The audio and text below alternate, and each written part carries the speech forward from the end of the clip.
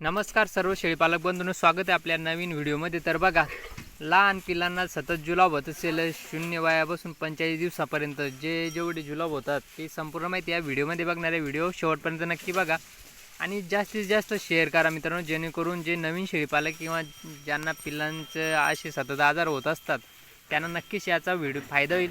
बघा, व्हिडिओ कोणते जास्त लोक बघतात, जे बिना कामाचे, जे फ्रॉड चुकीचं हे ते जास्त बघत असतात, पण जे कामाचे व्हिडिओ राहतात आजाराविषयी व्हिडिओ जास्त कोणी बघत नसतं, कारण दुसरे लोक व्हिडिओ जास्त बघतील पण कामाचे व्हिडिओ नसतं बघत। तर मित्रांनो, व्हिडिओ पूर्ण बघा कारण कधी काम पडतं आपल्याला, त्यामुळं तुम्ही चॅनल लाईक करायला आणि सबस्क्राईब करायला विसरू नका। आता बघा, जुलाब किती प्रकारचे राहतात, 7 प्रकारचे जुलाब असतात। मग 5-6 प्रकारचे जुलाब असतात। तर बघा, जुलाबाचे प्रकार बघू आपण। पहिले पांढरे जुलाब, पिवळे जुलाब, हिरवे जुलाब, काळे जुलाब, स्लरी सारखे जुलाब, पोट सुटणे, पोट उडवणे, अशा प्रकारचे जुलाब लहान पिल्लांमध्ये 45 दिवसामध्ये सतत 100% प्रत्येकाला होत असते आणि प्रत्येक शेळीपालकाला अनुभव येत असतो मित्रांनो। त्यामुळं हा व्हिडिओ शेवटपर्यंत नक्की बघा आणि त्यामध्ये उपचार काय करू शकतो हे पूर्ण उपचार तुम्हाला डॉक्टरच्या सल्ल्याने करायचे मित्रांनो। आपला एकमेव उद्देश आहे तुमच्यापर्यंत ही माहिती प्राथमिक उपचार ही आपल्याला माहीत पाहिजे, कोणते इंजेक्शन, कोणत्या बाटल्या, कारण डॉक्टर हा वेळेवर येत नसतो। नसला तर आपल्याला मेडिसिन डायरेक्ट हे औषधी उपलब्ध करून घेता येईल आणि आपल्याला लगेच उपचार सुरू करता येईल, यासाठी हा एकमेव व्हिडिओचा उद्देश आहे मित्रांनो। आता पांढऱ्या जुलाबासाठी आपण काय देऊ शकतो, पांढरे जुलाब कशामुळे होतात? पांढरे जुलाब हे जास्त दूध झाल्यामुळे होत असतात मित्रांनो, त्यामुळे दूध पाजताना काळजी घेणं खूप आवश्यक असते सर्वप्रथम। तर त्यासाठी बघा, ॲरिस्टोझाईम आणि 2 ml द्यायचे सकाळ संध्याकाळ, सेफलॉक्झिन द्यायचे 250 mg ची अर्धी गोळी, आणि बघा फेक्सिन द्यायची परत अर्धी गोळी, आणि बघा ॲमोक्सिसिलिन ड्रॉप 2 ml द्यायचा आहे, 2 ml एकदाच, दिवसातून फक्त एकदाच पांढऱ्या जुलाबसाठी मित्रांनो। आणि पिवळे जुलाब साधारणतः बघा, पिवळे जुलाब हे नॉर्मल असतात, त्यामुळं ॲरिस्टोझाईम पाजावे, किंवा जुलाबाला वास येत असेल तर पॉवर जेल पाजायचं मित्रांनो।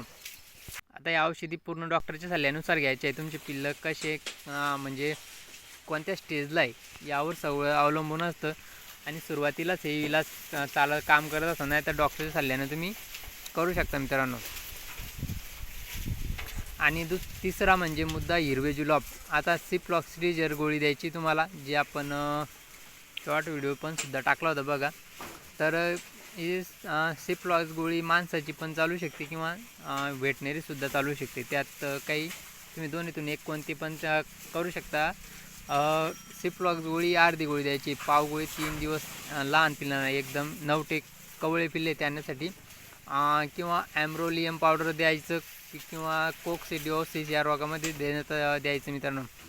तर सकाळी आम्ब्रोप्लियम पावडर द्यायचं 1 चमचा, व संध्याकाळी बेरेल इंजेक्शन 1 मिली द्यायचं आहे, ते पण डॉक्टर सल्ल्यानुसार इंजेक्शन ते सर्व डॉक्टर सल्ल्याने द्यायचं आहे।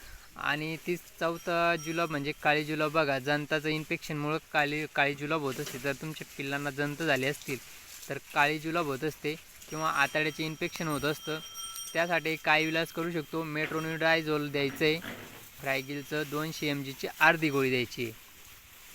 आणि 5वी जुलाब बघ, स्लरी कलरची म्हणजे इटकरी कलरची अशी जुलाब राहते वेगळीच, सारखी जुलाब होत असेल तर नॉरफ्लोक्टोज TZ द्यायचे, आणि सेपॅक्स अर्धी गोळी 3 दिवस सकाळी द्यायची फक्त 1 टाईम।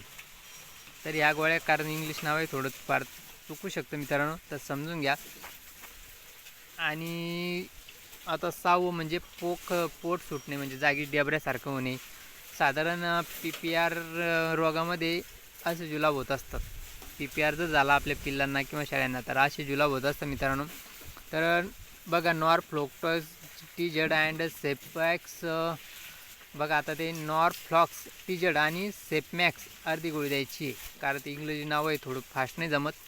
आणि पोट जर आपल्या पिल्लांचं उडवलं असेल, म्हणजे पोट असं बारीक झालं, काहीच नाही जमतच नाही, ते पिल्लं याला टाकलं, तर ॲरिस्टोझाईम व किंवा सेफलॉक्झिन 250 mg ची अर्धी गोळी द्यायची मित्रांनो। 125 mg म्हणजे 125 मिलीग्रॅम द्यायची ती. या प्रकारे तुम्ही जुलाबावर इलाज करू शकता मित्रांनो. आता जुलाब कशामुळे होते तर बघा, पांढरी जुलाब तुम्हाला सांगितले, पांढरी जुलाब ही जास्त दूध झाल्यामुळे होत असते किंवा असोडिसिस झाल्यामुळे सुद्धा जुलाब होत असते. त्यासाठी काय ट्रीटमेंट ती डॉक्टर सल्ल्यानं. आणि हिरवे जुलाब जर झाली तर हिरवी जुलाब ही अति जास्त हिरवा कवळा चारा अपचन झाल्यामुळे जुलाब होत असते. आणि काळी जुलाब ही अति जास्त जंत झाले, त्याचं पोट खराब झालं असेल तर त्यामुळे सुद्धा काळी जुलाब होत असते मित्रांनो. त्यामुळे ट्रीटमेंट करणं आणि या औषधी आपल्याला माहीत असणं आवश्यक असते. आणि तसेच स्क्रीनवर तुम्हाला दाखवतोयच या नावं, पूर्ण इंग्रजी नावं, कारण कोणकोणते किती द्यायचे. आणि इंजेक्शन द्यायचं असेल तर डॉक्टरच्या सल्ल्यानेच इंजेक्शन द्यायचं. आणि तुम्ही जर डायरेक्ट गेलं मेडिकलवरूनच सर्व माहिती काढून घ्यायची किती द्यायचं, कारण मेडिकलवाला पण सांगत असतो क्लिअरली चांगल्या प्रकारे. कारण बघा, तुम्हाला औषधी माहिती असली ना, तुम्ही कोणाला डॉक्टरला किंवा मेडिकलवाल्याला विचारू शकता किती द्यायची किती नाही. त्यामुळे माहिती आपल्याला ओरल माहिती पाहिजे, जेणेकरून तुम्हाला कधीतरी काम येईल मित्रांनो. तर नक्कीच तुमच्या पिल्लांची अशा प्रकारे तुम्ही काळजी घ्या. पिल्लांचं जुलाब लागणारच नाही असं खायला द्यायचंच नाही. कारण बघा, कोणतीही गोष्ट अति जास्त झाली पिल्लांना तर लगेच जुलाब रिॲक्शन दाखवून देते, त्यांचं ते गुणधर्म दाखवून देत असतात.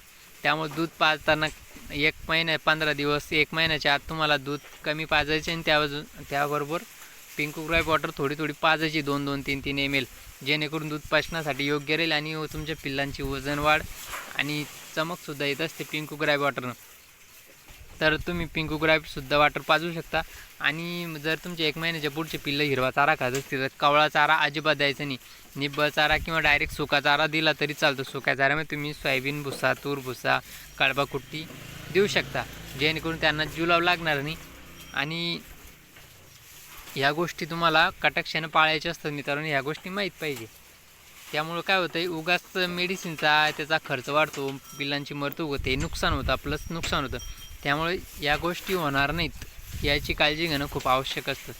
आता जी इटकरी कलरची राखाडी कलरची जुलाब होत असते, काही वेळेस काय होतं, जुलाबीचं पण मोठ्या शेळ्या लहान पिल्लांना मारतात, त्यामुळं सुद्धा जुलाब लागत असते. त्यामुळे जुलाब कशी होती काय होती त्यावर सुद्धा आपलं लक्ष आवश्यक आहे. तर व्हिडिओ नक्की आवडला असेल मित्रांनो, नक्की शेअर करा, जेणेकरून इतर गरजू शेतकऱ्यांना याचा फायदा होईल. तर भेटू परत दुसऱ्या व्हिडिओमध्ये. तोपर्यंत तुमच्या पिल्लांची शेळ्यांची काळजी घ्या पावसाळ्यात, कारण सगळ्यात जास्त म्हणजे पावसाळ्यात आजार होत असतात. पावसाळ्यात जुलाब लागणं, संडास लागणं, अजून ताप येणं, अजून PPR, अजून असोडिसिस, हे भरपूर शेळीपालनात पिल्लांचे शेळ्यांचे आजार असतात. कारण शेळीपालन म्हणजे घेतल्या शेळ्यांतच सांभाळणं, यात गोष्टीत फायदा नसतो. अजून जर तुमचे पिल्ला सतत गाली ओल खराब असेल त्यामुळे